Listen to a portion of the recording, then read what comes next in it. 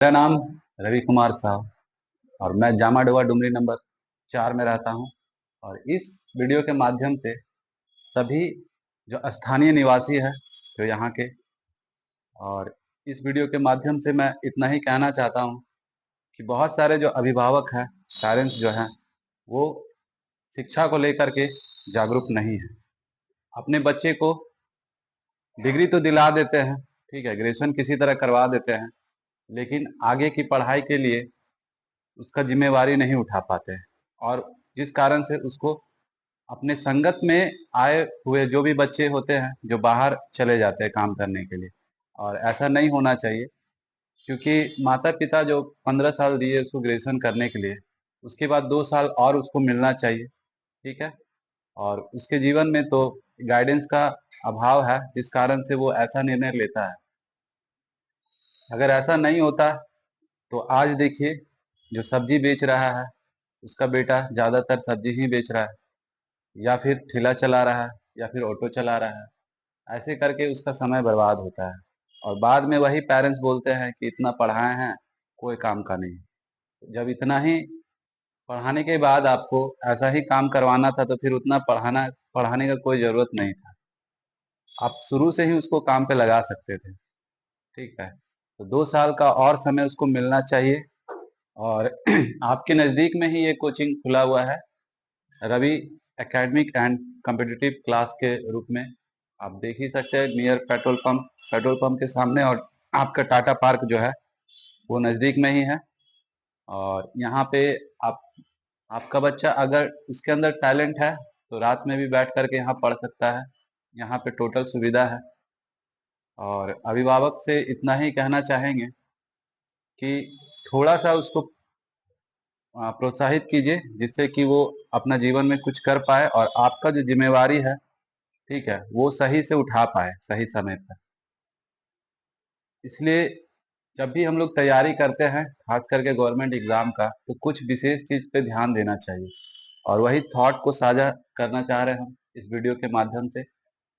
और पहला जो है, जो भी कैंडिडेट होता है जो तैयारी करता है, ठीक है, कंपटीशन लेवल का, तो उसको भीड़ से अलग सोचना होता है। अगर वो भीड़ से अलग नहीं सोचेगा तो फिर वो सक्सेस नहीं कर पाएगा। उसके बाद कभी भी जब सरकारी पद का जब हम लोग तैयारी करते हैं, तो ऐसा वैकेंसी का तैयारी करना चाहिए जो हर साल आता हो। ऐसा नहीं कि जैसे कि रेलवे है, ऐसा स्थिति कर दिया है कि 5 साल में आएगा और या फिर नहीं आएगा, तो उससे समय का बर्बादी होता है। तो वैसा एग्जाम का हम लोग खास करके तैयारी नहीं करेंगे, ठीक है। इसीलिए जो भी एग्जाम होता है उसका देखा जाता है कि हर साल दे रहा है कि नहीं, कैलेंडर जारी कर रहा है कि नहीं, उसी के अकॉर्डिंग तैयारी करना चाहिए। उसके बाद इंग्लिश का विशेष रूप से तैयारी करना चाहिए, क्योंकि इंग्लिश बहुत सारा बच्चा का वीक होता है। कारण है कि बेसिक से ही उसका दिक्कत है, स्कूल में ही उस हिसाब से पढ़ाया नहीं जाता है उसको, ग्रामर नहीं करवाया जाता है, ठीक है। और लिटरेचर भी करवाया जा रहा है, लेकिन बच्चा को सिर्फ रीडिंग आ रहा है, और समझाने बोलिए तो समझा नहीं पाता है। तो इंग्लिश का जो है विशेष रूप से तैयारी उसको करना चाहिए, ठीक है, जिससे कि वो भीड़ से अलग हो सके। उसके बाद वो एसएससी और बैंकिंग लेवल का एग्जाम आराम से क्वालिफाई कर सकता है। और बहुत सारा बच्चा जो है इंग्लिश के वजह से बहुत सारा वैकेंसी नहीं भरता है, अप्लाई ही नहीं करता है, ठीक है। तो इंग्लिश का एक स्ट्रैटेजी बना करके आपको क्लास करना है। यहाँ पे पूरा गाइडेंस आपको मिलेगा, कैसे क्या करना है। इंग्लिश का नोट्स बना करके, उसका प्रीवियस ईयर क्वेश्चन लगा करके, एंटोसाइना का जो है आपका, उसका ज़्यादा नंबर ऑफ क्वेश्चन दे रहा है, तो उसको भी थोड़ा सा प्रैक्टिस में ला करके और उसको करना है। उसके बाद है, आपको सिलेबस के अकॉर्डिंग ही तैयारी करना है। जिस एग्ज़ाम का आप फॉर्म अप्लाई किए हैं, तो उसी के अकॉर्डिंग आपको सिलेबस देखना है, और सिलेबस से बाहर नहीं कुछ करना है आपको, ठीक है। और एक बार सिलेबस कंप्लीट होगा उसके बाद आपको मॉक लगाना है। उसके बाद है, सिलेबस को पूरा करने के लिए आपको टाइम टेबल बनाना पड़ेगा। ऐसा नहीं कि आज ये पढ़ लिए कल वो पढ़ लिए, ऐसा नहीं होना चाहिए। एक सिलेबस को बना करके आप जहाँ पढ़ते हैं वहाँ पे चिपका दीजिए, और वो चैप्टर को कंप्लीट करना है आपको, जिससे कि आपको पता रहेगा कि ये सब हम कंप्लीट किए हैं, उसका क्वेश्चन लगाना है। तो जैसा कि टाइम टेबल का बात कर रहे थे, सिलेबस को कंप्लीट करने के लिए टाइम टेबल का होना बहुत जरूरी है। अगर आपके लाइफ में डिसिप्लिन नहीं है, आप टाइम टेबल को फॉलो नहीं कर पा रहे हैं, तो फिर मुश्किल है कि आपसे एग्जाम निकलेगा। क्योंकि आप बोलिएगा कि घूम भी लेंगे पढ़ भी लेंगे, तो ऐसा नहीं होने वाला है। ठीक है, जब आप घूम रहे होते हैं तो कोई पढ़ रहा होता है, कोई अपना रात खराब करता है अपना दिन को अच्छा बनाने के लिए। और आप क्या है कि दिन में भी घूम रहे हैं, रात में तो सोइएगा, तो कहाँ से होगा, वैसे नहीं होने वाला है तैयारी। उसके बाद है डेली का एक टारगेट होना चाहिए। आपको छोटा सा टारगेट सेट करना है, ठीक है, शुरू शुरू में ज्यादा बड़ा टारगेट नहीं होना चाहिए। और उसको 1 से 2 सप्ताह लगातार उस छोटा छोटा टारगेट को आपको अचीव करने का कोशिश करना चाहिए। अगर वो हो जाता है, देख रहे हैं कि 2 सप्ताह 3 सप्ताह में आपका कंटिन्यू चल रहा है, आप कर पा रहे हैं, तो आप टारगेट को बढ़ा सकते हैं। उसके बाद है कि आपको रिवीजन करना है। तो कम से कम सप्ताह में 2 दिन रिवीजन करना है। और रिवीजन करने का तरीका क्या है, जो आप नोट्स बनाए हैं पहले उसको रीडिंग कीजिए। रीडिंग कीजिएगा, ऑटोमेटिक आपका रिवीजन होगा, प्लस उसका क्वेश्चन लगा करके, यानी प्रीवियस ईयर अगर क्वेश्चन आप लगा रहे हैं तो वहां से भी आपका रिवीजन हो जाएगा। ठीक है, तो चैप्टर वाइज जो चैप्टर आप कंप्लीट किए हैं उसका प्रीवियस ईयर क्वेश्चन लगाइए, वहां से आपका रिवीजन होगा, देखिए कहाँ क्या छूट रहा है। ठीक है, और आपको एक क्वेश्चन का पैटर्न पता चलेगा कि किस तरह का क्वेश्चन आता है। तो चैप्टर करने के बाद आपको क्वेश्चन लगाना बहुत जरूरी है। उसके बाद जो है, जब एग्जाम होता है उससे 2 महीना पहले आपको मॉक लगाना है। लगातार रोज एक मॉक लगाना है और उसको एनालिसिस करना है। क्योंकि बहुत सारे बच्चे जो है स्टार्ट तो कर देते हैं, लेकिन उसको फॉलो नहीं कर पाते हैं और एनालिसिस नहीं करते हैं। तो एनालिसिस करने का तरीका क्या है कि जो आप अटेम्प्ट किए हैं उसमें देखिए रॉन्ग कितना हुआ है, जो गलत हुआ है यानी वो सही हो सकता था, वो आप उसके बारे में पढ़े हैं और इस कारण उसको आप टिक किए थे, लेकिन गलत हो गया यानी उसमें आपको डाउट है, तो वहीं से आपको स्टार्ट करना चाहिए। जो रॉन्ग हुआ है पहले उसको देखिए, फिर देखिए कि जो छूटा है उसमें भी बहुत सारा क्वेश्चन ऐसा होगा जो कि सॉल्व ही नहीं होगा। तो एग्जाम में आपको वो सब क्वेश्चन को भी आपको देखना होगा कि छोड़ देना है, स्किप करके आगे निकलना है, क्योंकि टाइम लेगा। ठीक है, उसके बाद जो है, एग्जाम में 100% क्वेश्चन कभी भी सॉल्व नहीं होगा आपसे, किसी से नहीं होता है। इसीलिए 100% करने का कोशिश भी नहीं करना है। आपको करना क्या है कि जो टाइम लेगा उसको छांटते जाना है, तो वो आपका काम करेगा एनालिसिस। जब आप मॉक लगाइएगा तो वहां से जब प्रैक्टिस करके जाइएगा 2 महीना लगातार, तो ऑटोमेटिक आपका क्या होगा, आपको पता चल जाएगा कि कौन सा क्वेश्चन ज्यादा टाइम लेने वाला है। तो वहां पे टाइम नहीं देना है, क्योंकि लिमिटेड टाइम होता है और उसी टाइम के अंदर आपको करना होगा। ठीक है, तो उससे भी बचना होगा। तो मॉक जो है बहुत हेल्प करता है। ठीक है, सक्सेस दिलाने में सबसे अहम रोल जो है आपका मॉक का ही है। इसी से आपका मेरिट बनेगा और रिजल्ट होगा। ठीक है, तो लगातार आपको 2 महीना लगातार आपको मॉक लगाना है और एनालिसिस करना है। ठीक है, और जो भी जहां डाउट हो रहा है उस क्वेश्चन को एक जगह नोट कर लीजिए और उसको बार बार रिवीजन करना पड़ेगा, सप्ताह में एक बार आपको रिवीजन करना पड़ेगा। उसके बाद है, एग्जाम के बाद में बहुत सारे बच्चे क्या करते हैं कि एग्जाम हो गया रेस्ट कर लेते हैं। ठीक है, घूमने चले जाते हैं, घूम के आते हैं, माइंड फ्रेश कर रहे हैं। माइंड फ्रेश कुछ नहीं होता है। ठीक है, माइंड फ्रेश करना है तो देखिए कहाँ क्या मिस्टेक करके आए हैं आप, और आगे का तैयारी कीजिए। ठीक है, तब तक नहीं रुकिए जब तक कि आपका फाइनल मेरिट नहीं बनता है। ठीक है, उसके बाद है, इग्नोर करना सीखिए कि कैसे इग्नोर किया जाता है। ठीक है, लाइफ में कुछ ऐसे भी पर्सन होते हैं जिसका जो आपको ताना देंगे। ठीक है, ताना सुनिए लेकिन इग्नोर कीजिए, और जितना हो सके दोस्त को कम बनाइए, जिससे कि फोन आपका कम आएगा। ठीक है, तो सबसे बचिए, नहीं तो शादी वगैरह में उसका शादी होगा, आप सजाइएगा टेबल कुर्सी, उसका शादी होगा, देखिएगा अफसोस कीजिएगा, वैसा करके फायदा नहीं है। ठीक है, इसीलिए वो सब से आपको बचना होगा, उसको इग्नोर करना सीखना पड़ेगा आपको। इसीलिए उस माहौल से दूर रहिए, जितना दूर रहिएगा जहां आपका स्टडी हो रहा है। ठीक है, वो सब माहौल में रहिए, वैसा संगत में रहिए जो इस चीज को अहमियत देता है। ठीक है, जो अहमियत नहीं देता है उसके पास नहीं रहिए। नेगेटिव बोलेगा, नेगेटिव सोच हो जाएगा आपका, फिर नहीं कर पाइएगा। इसीलिए हमेशा पॉजिटिव सोच करके चलिए कि होगा क्यों नहीं होगा, जब जिसका हाथ पैर नहीं है वो सब कर सकता है, तो आपका तो हाथ पैर सब सलामत है, आप कर ही सकते हैं, तो फिर दिक्कत क्या है।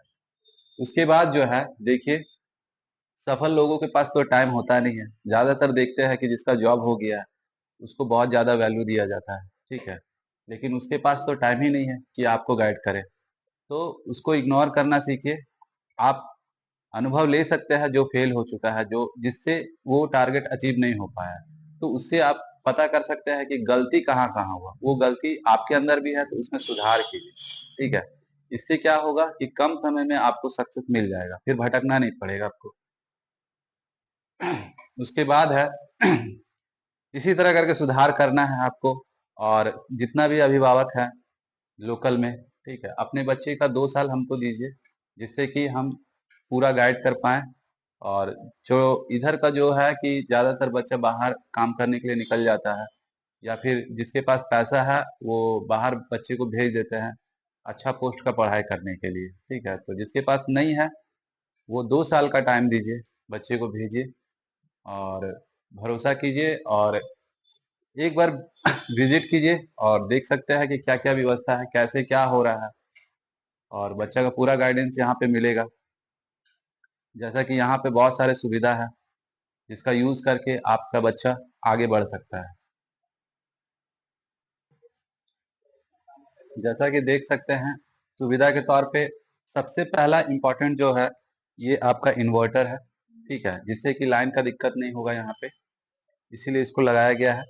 उसके बाद देखिए यहाँ पे एलसीडी लगाया गया स्मार्ट क्लास करवाने के लिए, और इसका सबसे ज्यादा बेनिफिट है, हम लोग स्पीड टेस्ट में यूज करते हैं इसको, ठीक है। मैथ का हो गया, रीजनिंग का हो गया, यहीं से टेस्ट चलता है, ठीक है। आपका 1 मिनट का, 1 मिनट में एक क्वेश्चन आपको करना रहेगा मैथ का, और रीजनिंग का जो है आपका जैसा क्वेश्चन रहेगा उस हिसाब से टाइमिंग आपको मिलेगा। ऑटोमेटिक स्लाइड चेंज हो जाता है, ठीक है। और इसी के यूज से हम लोग थोड़ा सा अपना ब्रेन को और स्ट्रांग बना सकते हैं।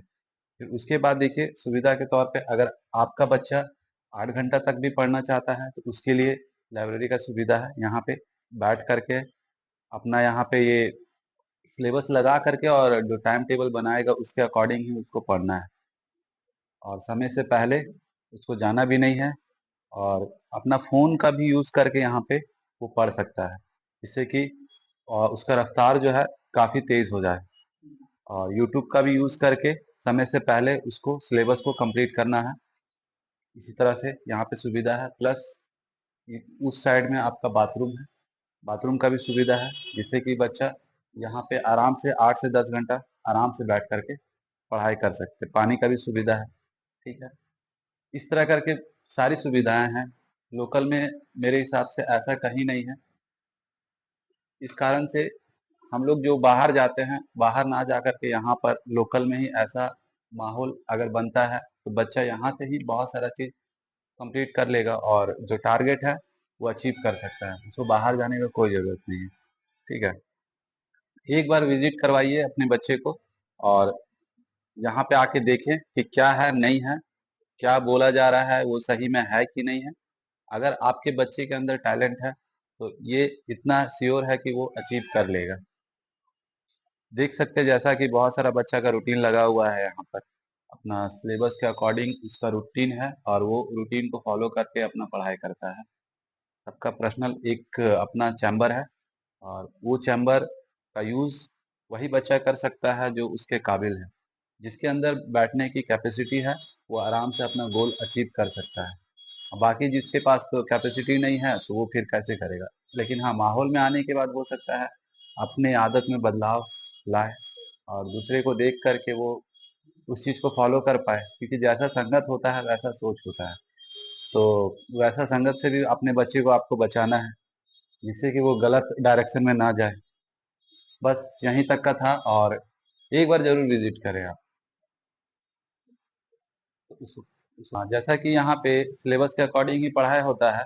आपका सुबह में आपका 9:30 से लेकर के 1 o'clock तक अभी बैच चल रहा है। ज़्यादा बच्चे हैं नहीं, और उसी के अकॉर्डिंग कम समय में ज़्यादा करवा करवा रहे हैं, इस कारण से ज़्यादा टाइम लग रहा है। और हम लोग का रोज का एक टारगेट होता है, और आपको सैटरडे और संडे को रिवीजन करना होगा, और मंडे को उसका टेस्ट होता है जो भी आप एक सप्ताह में पढ़े हैं, और उसी जो भी आप कंप्लीट किए हैं उसी के अकॉर्डिंग आपका टेस्ट होगा। जैसे कि आज देखिए संडे है तो क्वेश्चन पेपर तैयार हो रहा है, ठीक है, और यही टेस्ट होगा कल आपका मंडे को। तो जैसा कि देख सकते हैं इसी के अकॉर्डिंग आपका टेस्ट होगा, इसीलिए क्वेश्चन पेपर हम लोग संडे को ही बना लेते हैं और मंडे को इसका टेस्ट होता है। इसमें जो बच्चा अच्छा करता है उसका बोर्ड पे नाम आता है और उसको गिफ्ट के तौर पे कुछ छोटा सा पुरस्कार दिया जाता है जिससे कि उसका उत्साह बढ़े। और आपस में ही कंपटीशन होता है और वो माहौल को फेस करना ज़रूरी है बच्चे को, क्योंकि डायरेक्ट एग्ज़ाम में उसको दिक्कत होता है। इसीलिए अभी से क्या है कि वैसा माहौल बनाया जा रहा है।